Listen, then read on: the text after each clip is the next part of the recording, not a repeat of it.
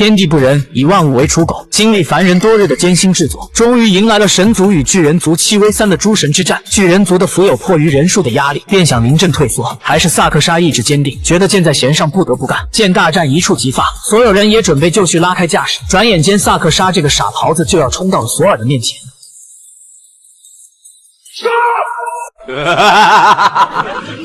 其实索尔并不想看到他们两败俱伤，他劝说众人将所有上古神器统一保管，从而来维系世界的和平。本就没有胜算的巨人族自然也向往和睦。之后巨人族终止了污染环境的项目，浮游主动将公司让给了妹妹萨克莎，而他也放飞自我找到了普通人做女友。维修师实现梦想，夺得了滑雪比赛的金牌。黑妹得偿所愿，成为顶级的流量明星。洛基也和她的男朋友过上了没羞没臊的生活，仿佛一切都向美好的一面发展。唯独索尔对当初威达杀害伊索的事耿耿于怀，不过想到大多数人的安危，他也就释然了。可他们都忽略了拉恩误射小男孩的那支箭。在学校组织的毕业典礼上，所有人都在欢呼雀跃，谁也没注意那个小男孩正用着神剑在练习。